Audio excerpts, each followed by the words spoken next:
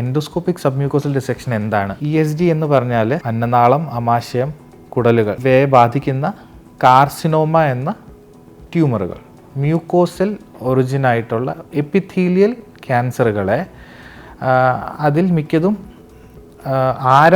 തുടക്കം അതിൻ്റെ ഏറ്റവും ഉള്ളിലെ മ്യൂക്കോസ എന്ന പ്രതലത്തിൽ നിന്നുമാകും.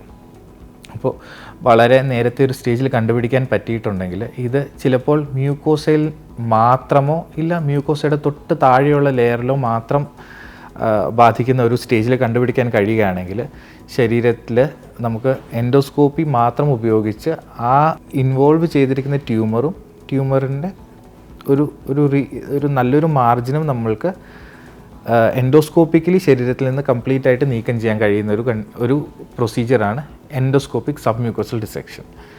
എൻഡോസ്കോപ്പിക് സബ്മ്യൂക്കോസൽ ഡിസെക്ഷൻ്റെ ഗുണം എന്താണെന്ന് വെച്ചിട്ടുണ്ടെങ്കിൽ നമ്മൾക്ക് ഒരിക്കലും ഒരു പേഷ്യൻറ്റിനെ ഓവർ ട്രീറ്റ് ചെയ്യേണ്ടി വരില്ല. ഒരു വളരെ ചെറിയൊരു ലീഷനാണെങ്കിലും ഉള്ളിൽ ഒത്തിരി ഡീപ്പായിട്ടുള്ള ഒരു അവയവത്തിലൊരു ഇതാണെങ്കിലും നമ്മൾക്ക് എൻഡോസ്കോപ്പിക് സബ്മ്യൂക്കോസൽ ഡിസെക്ഷൻ ചെയ്യാൻ സാധിക്കുന്ന ഒരു കണ്ടീഷനാണെങ്കിൽ അത് ചെയ്ത് നമുക്ക് വളരെ മിനിമലായി ഒരു എൻഡോസ്കോപ്പി മൂലം അത് റിമൂവ് ചെയ്യുകയും ഏറ്റവും എടുത്തു പറയേണ്ടത് ESD കഴിഞ്ഞ ശേഷമുള്ള ഒരു റിക്കവറിയാണ്.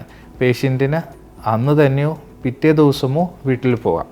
സോ ഒരു സർജറി കഴിഞ്ഞ് നമുക്ക് കുറച്ചധികം ഒരു recovery period, pain, ICU stay ഇതെല്ലാം നമുക്ക് ESD ചെയ്യാൻ കഴിയുന്ന ഒരു ലീഷനാണെങ്കിൽ അത് ESD ചെയ്യുന്നത് മൂലം നമുക്ക് അതെല്ലാം ഒഴിവാക്കാം.